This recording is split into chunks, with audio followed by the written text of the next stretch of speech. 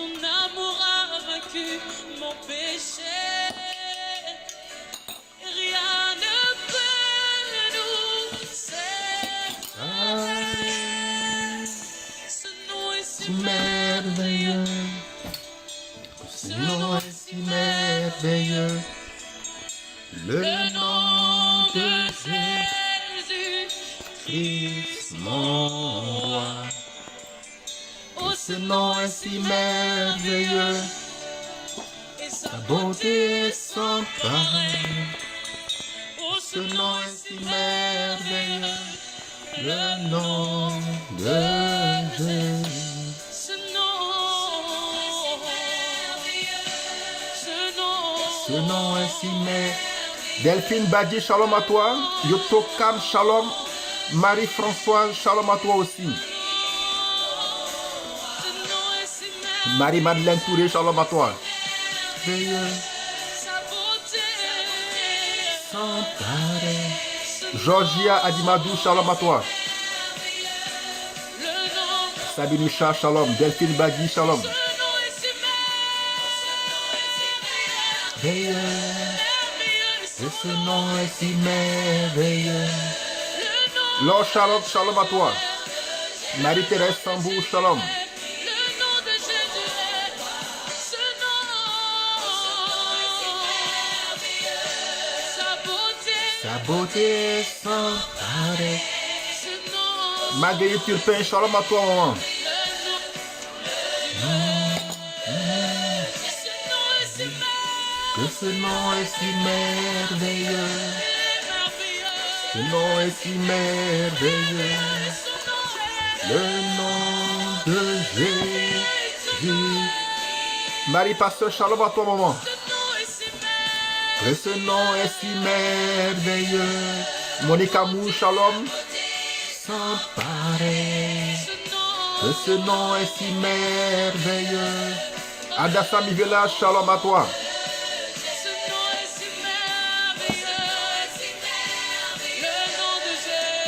Que ce nom est si merveilleux. Le nom de Jésus-Christ, mon roi. Matt Monique, Joséphine, shalom. Amélie Ponwe, shalom à toi. Nom est sans pareil. Que ce nom est si merveilleux. Le nom de Jésus. Nom est si merveilleux. Le nom de Jésus. Oh, ce nom est si merveilleux. Le nom de Angie Préra, shalom à toi. Merveilleux est le nom de Jésus. Le nom, Excellent est le nom de Jésus. le nom. Nini de Jésus, shalom à toi aussi. Nadia Condé, shalom. Le nom de Jésus. Le nom. Hélène Correa, shalom à toi. Oh, ce nom, Shalom à toi, Nixon Malou. Shalom berger. Nom de Jésus. oh, ce nom, les murs sont détruits. Le nom de Oh, Jésus. ce nom, les montagnes s'écroulaient. Shalom à toi, Sekfal. Oh, ce nom, les problèmes trouvent une solution. Le nom de Jésus. Oh, ce nom, toutes les questions, une réponse. Le nom de Jésus. Oh oui, le nom de Jésus. Modine Indieme Faindong. Shalom à toi. Chantons le Alléluia. Amen, amen, amen. Soyez les bienvenus. Nous vous saluons dans le merveilleux et précieux nom de notre Seigneur et de notre Sauveur, Jésus-Christ de Nazareth. Je prie que le Seigneur te visite. Je prie que ce soir, le Seigneur se souvienne de toi et qu'il te fasse grâce. Qu'il se souvienne de toi. Je prie que ce ne soit point en vain que tu te connectes. Je prie que ce ne soit point en vain que tu cherches le Seigneur. La Bible dit qu'il est le rémunérateur de ceux qui le cherchent. Elle dit qu'il n'est point ingrat. Elle dit qu'il n'est pas ingrat. et qu'il reverse un salaire pour chaque effort que nous fournissons pour nous rapprocher de lui. Et je prie que l'effort que tu fournis pour chercher le Seigneur en dégageant 30 minutes de ton temps pour te connecter, 30 minutes pour chercher sa face, je prie que le Seigneur te réponde. Je ne connais pas ton attente, mais le Dieu qui sonde les cœurs et les reins, le Dieu qui pénètre le secret des consciences, celui de qui il est dit que aucun son n'est sorti de nos lèvres, que déjà lui, il les connaît. Je prie que ce Dieu-là te réponde et que ce Dieu-là te surprenne. Je ne suis pas en mesure de te répondre, mais je connais quelqu'un. Je connais, il s'appelle Jésus-Christ de Nazareth. Lui, il te répondra. Et la gloire lui reviendra. Amen. Nous sommes sur notre thème de cette semaine qui est une autorité reconnue dans le monde spirituel. Nous avons essayé d'introduire depuis lundi et nous avions expliqué un peu le contexte dans lequel le Seigneur a permis que nous nous réunissions. Nous avions expliqué durant les 2 jours précédents que l'objectif était de te conduire, de faire de toi une autorité reconnue dans le monde spirituel. Avant de commencer, je veux ouvrir rapidement une parenthèse, cela est dans mon esprit. Il arrive un temps dans la vie de chaque personne où tu auras l'impression que les prières des hommes de Dieu ne règlent pas tes problèmes. Il va arriver un temps où tu auras l'impression que les hommes de Dieu que tu vas voir pour prier pour toi n'ont plus le temps de te recevoir, ou du moins ils sont indifférents. Il va arriver un temps où même quand tu vas voir des hommes de Dieu, malgré leur niveau de révélation, leur niveau d'autorité, tu vas remarquer que les prières qu'ils font pour toi n'ont pas de résultat. Quand ce temps arrive, le Seigneur s'adresse à quelqu'un de bien précis. Ce n'est pas que la situation dans laquelle tu es une situation difficile ou impossible à régler. Ce n'est pas non plus que ces personnes ou ces hommes de Dieu ne prient pas pour toi. Ce n'est pas non plus qu'ils ne sont pas oints. Non. Quand ce temps arrive, cela signifie que le moment est arrivé où le Seigneur veut te rencontrer. Où le Seigneur veut une rencontre personnelle entre toi et lui. Où le Seigneur veut que tu passes à un autre niveau dans ta relation avec lui. Je referme la parenthèse. Amen. Exode chapitre 7, verset 1. C'est l'histoire d'un homme appelé Moïse. La Bible dit, l'Éternel dit à Moïse, vois, je te fais Dieu pour Pharaon et Aaron sera ton prophète. J'ai expliqué la dernière fois que tu peux vérifier dans ta version, Exode 7, 1, chez moi, c'est écrit avec D majuscule. C'est-à-dire, c'est le même mot qui est utilisé lorsqu'on parle de Dieu en tant que divinité. Et Dieu dit à Moïse, alors qu'il envoie Moïse en Égypte vers Pharaon, il lui dit, vois, je te fais Dieu pour Pharaon et Aaron sera ton prophète. Pour comprendre le contexte de ce verset, il faut revenir un peu en arrière. La Bible déclare que lorsque Dieu se révèle à Abraham, après que Abraham ait fait son sacrifice, Dieu lui dit que sa descendance fera 400 ans en Égypte.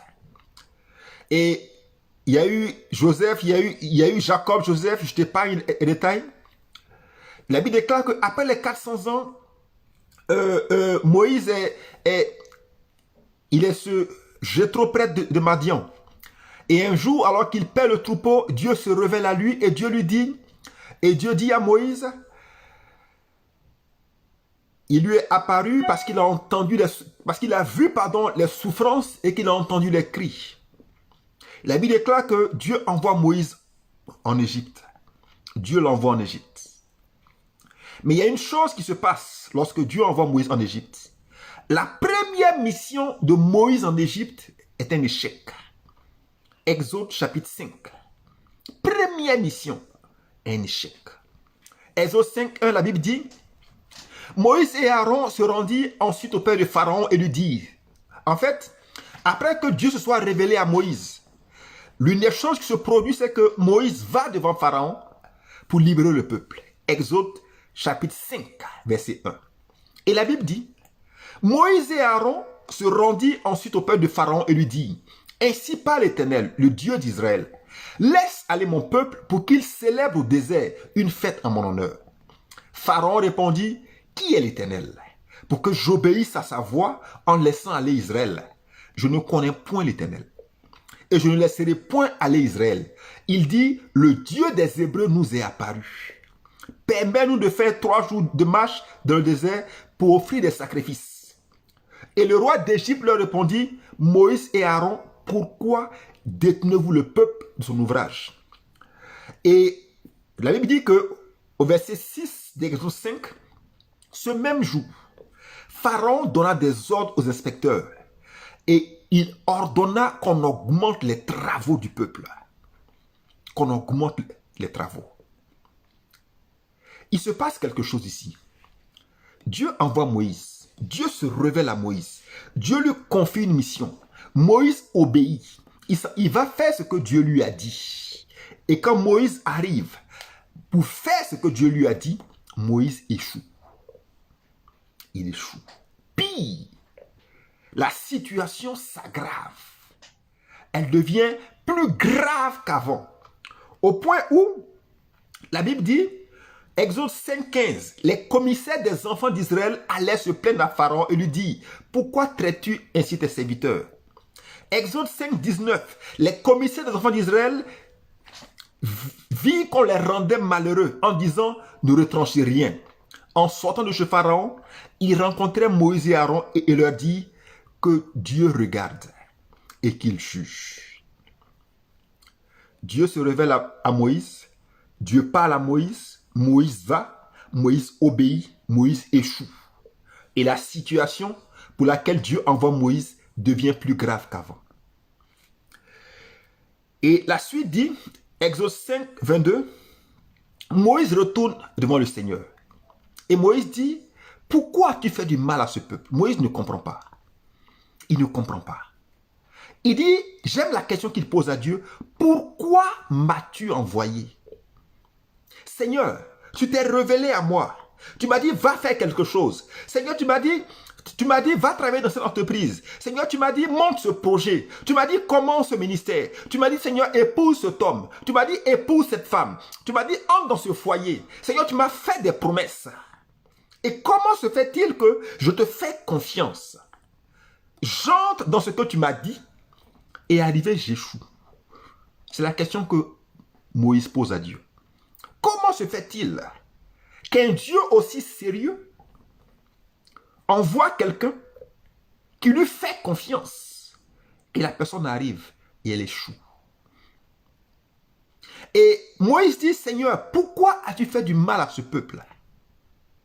Le reproche que Moïse dit à Dieu, Moïse dit, tu as mis dans le cœur du peuple une fausse espérance. Moïse dit à Dieu, tu as mis dans notre cœur une fausse espérance. Tu nous as amenés à te faire confiance sur la base de ce que tu as dit. Nous sommes allés et il ne s'est rien passé. À la limite, le problème s'est aggravé. À la limite, ça aurait été même mieux que Dieu ne dise rien. Et Moïse dit, depuis que je suis allé vers Pharaon pour parler à ton peuple, il lui fait du mal. C'est comme si Dieu dit à quelqu'un, engage-toi dans un combat spirituel, engage-toi dans une bataille, commence un projet, fais quelque chose. Et la personne obéit. Et après, elle se retrouve dans les difficultés.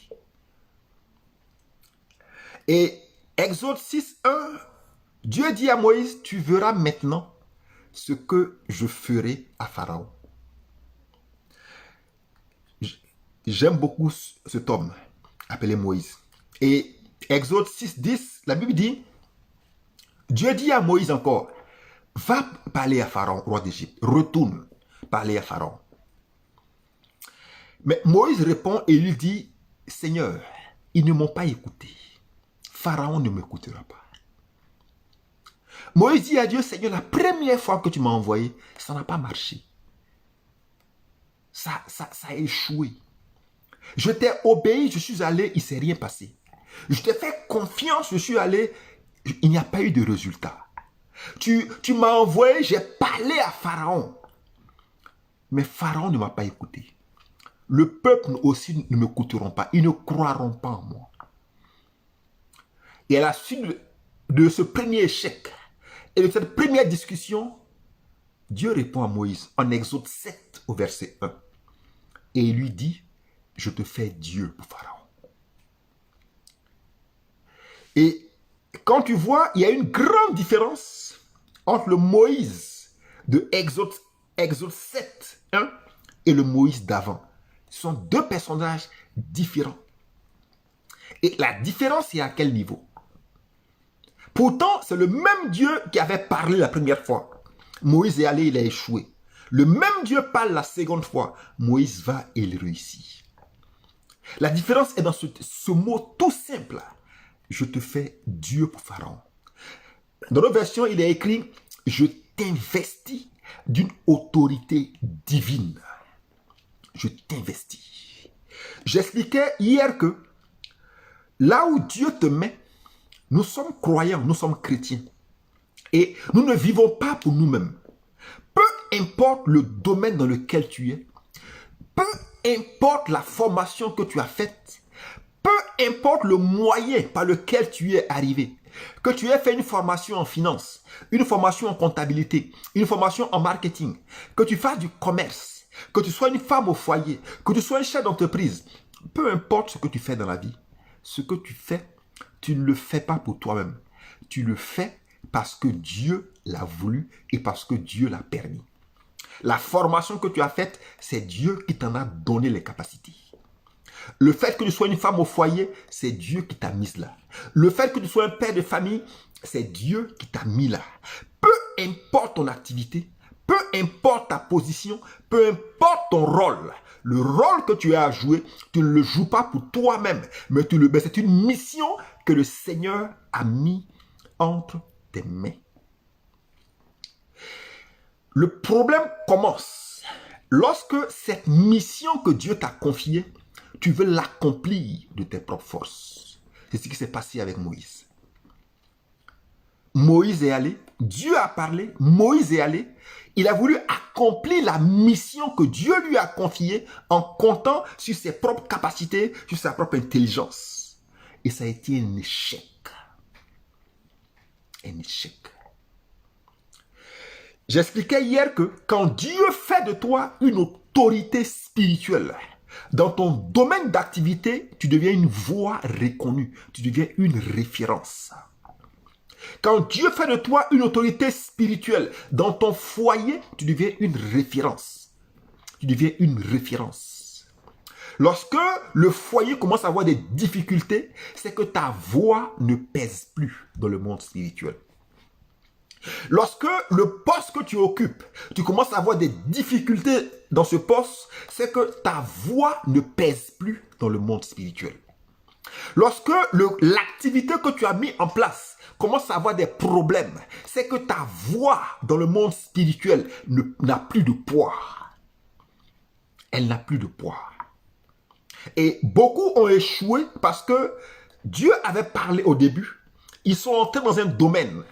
Mais le domaine dans lequel ils sont entrés, ils n'ont pas pris soin de s'assurer d'être établis par Dieu pour pouvoir exercer dans ce domaine une autorité divine. Ce soin, ils ne l'ont pas pris. La Bible dit,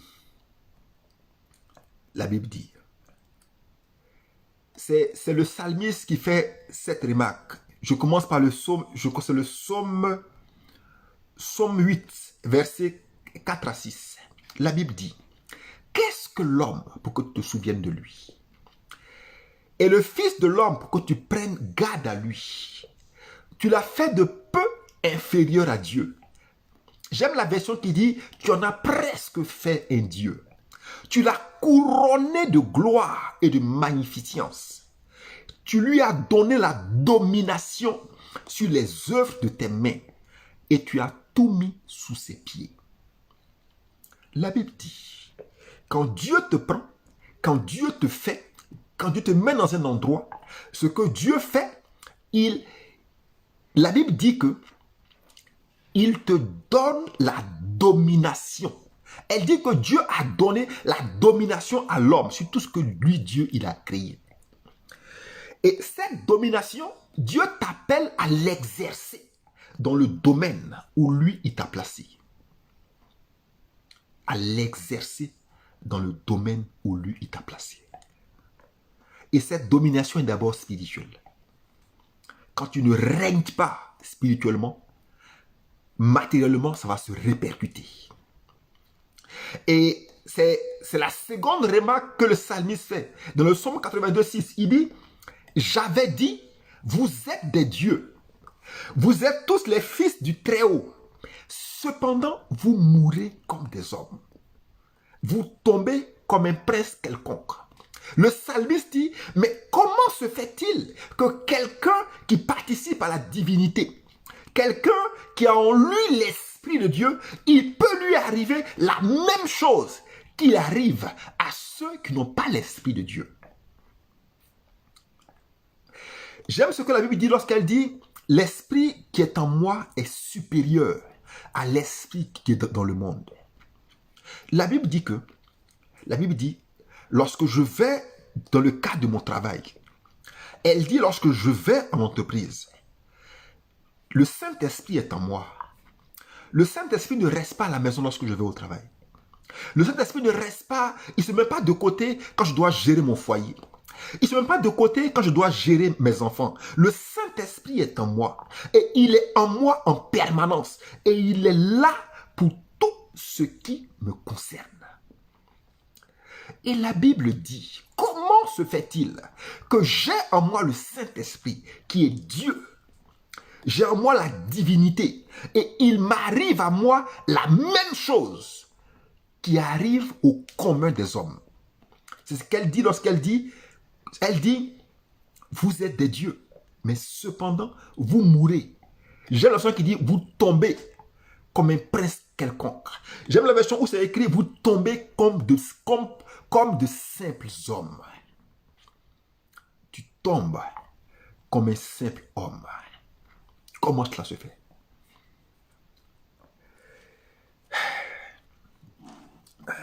J'ai l'habitude de l'expliquer. Ésaïe chapitre 14. Je termine par ça, puis je prie pour toi. Ésaïe 14. Quelqu'un peut m'afficher Ésaïe 12 ou 14. La Bible dit, te voilà tombé du ciel, as brillant, fils de l'aurore. Te voilà précipité à terre, toi le vainqueur des nations. Tu disais en ton cœur, je monterai aux cieux. Je hisserai mon trône sur les étoiles de Dieu. Je hisserai mon trône sur les étoiles de Dieu. La Bible dit que l'une des ambitions du diable, l'un des enjeux du combat spirituel, c'est de faire opposition à la manifestation de la grâce que Dieu a déposée sur ta vie. Une étoile se voit, une étoile brille, une étoile est une référence. Et la Bible dit que l'un des enjeux du diable, c'est de faire en sorte que cela ne soit pas. La Bible appelle le vainqueur des nations. Elle dit que l'une des choses que le diable fait, c'est de régner. Quand elle dit nation, dans nation ou peuple ou chose, le mot qui est utilisé, c'est le mot ethnos, qui signifie un groupe de personnes, une sphère d'activité. C'est-à-dire, par exemple, des financiers, des comptables, des commerçants, ils règnent dans ce domaine. Et dans chaque sphère, il essaie d'établir une personne en autorité. Et la Bible dit, celui que Dieu choisit pour régner, pour être un Dieu dans ce domaine, c'est toi. Parce que son esprit est en toi. C'est toi en premier que Dieu choisit pour manifester sa divinité. Pour la manifester dans le domaine dans lequel tu es. Une référence, une voie spirituelle. Je répète, quand des problèmes commencent dans ton foyer, c'est valable et pour les hommes et pour les femmes. Ça veut dire que que ta voix dans le monde spirituel ne pèse plus. Quand les problèmes commencent dans le cadre professionnel, ça veut dire que ta voix dans le monde spirituel ne pèse plus. Quand tu montes une activité et qu'elle commence à avoir des problèmes, ça veut dire en premier que ta voix dans le monde spirituel n'a plus de poids. C'est ce que ça veut dire en premier. Donc la première chose, c'est d'abord de dire à Dieu, Père, amplifie, amène-moi à une autre dimension, un autre niveau d'intimité, un autre niveau de puissance, un autre niveau de révélation, une onction plus grande. Quand ça commence, la première chose, c'est de dire, Seigneur, amplifie le feu. J'expliquais hier que lorsque la vipère, mord Paul au bras, la première chose que Paul fait, c'est de se rapprocher du feu et de rapprocher le serpent du feu. Et quand ça commence, la première chose à faire, c'est d'abord de dire, Seigneur, le feu doit s'amplifier. Quand le feu s'amplifie, le monde spirituel se soumet. Le monde spirituel obéit à l'autorité qui est dans ta bouche. Et l'autorité dans ta bouche, je le dis et je le répète, Dieu ne donne pas l'onction seulement pour aller prêcher, ni pour aller chasser les démons. Dieu donne l'onction sur la vie de chacun se manifeste en fonction de ce dans quoi Dieu t'a mis. L'onction se manifestera dans l'évangélisation si ta mission à toi est d'aller évangéliser. L'onction se manifestera dans la prédication si ta mission à toi est d'aller prêcher. Mais si ta mission à toi est d'être une femme au foyer, si ta mission à toi est d'être un chef d'entreprise, si ta mission à toi est d'être un cuisinier ou un cordonnier ou un artisan, c'est dans ce domaine que l'onction va se manifester. Lorsque tu lis le livre de Néhémie, il n'y a aucune prophétie qui apparaît. Pourtant, Néhémie était un homme de Dieu. Mais, il était oint. Quand tu vois un homme appelé Abraham,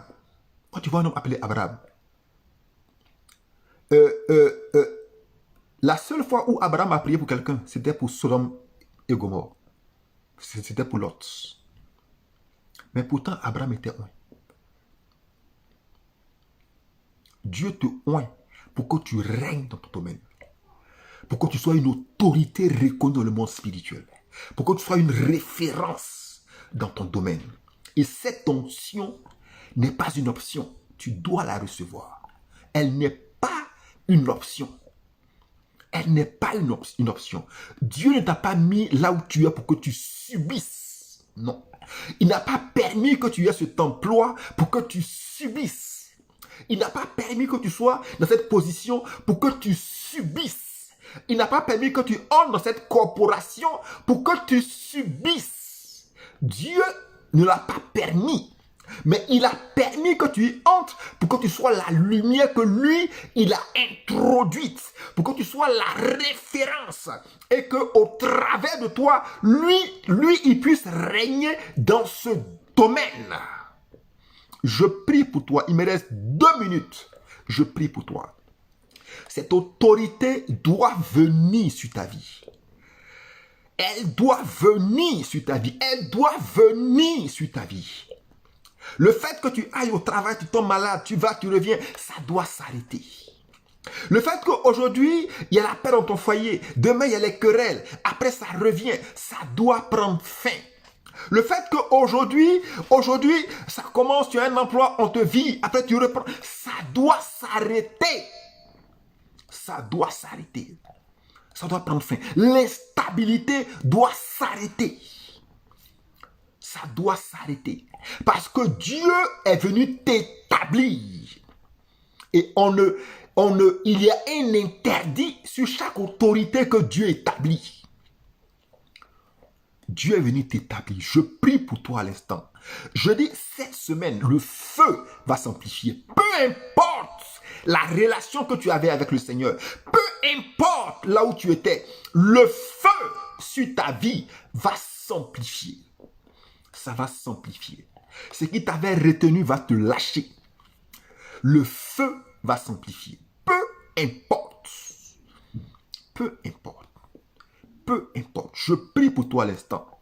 Je commande dans le nom de Jésus-Christ. Toute forme d'instabilité, ce soir s'arrête. Je dis toute forme d'instabilité. Le Saint-Esprit est en train de mettre fin à l'instabilité. Ce que je perçois ce soir, c'est une grâce qui vient arrêter toute forme d'instabilité. Peu importe la source démoniaque de cette instabilité, peu importe ce qu'il avait provoqué, ce soir, le Seigneur y met fin. Il y met fin. Le Seigneur te visite là où tu es. Il te visite et il accomplit son œuvre. Seigneur, que la gloire te revienne. Au nom de Jésus-Christ. Amen. Dieu te bénisse. Merci d'avoir été présent. Nous nous retrouvons demain à 20h GMT. Dieu te bénisse. Ce week-end, je vais appeler des personnes. Je reprends les appels ce week-end. Et toutes les personnes qui n'avaient pas été appelées seront appelées.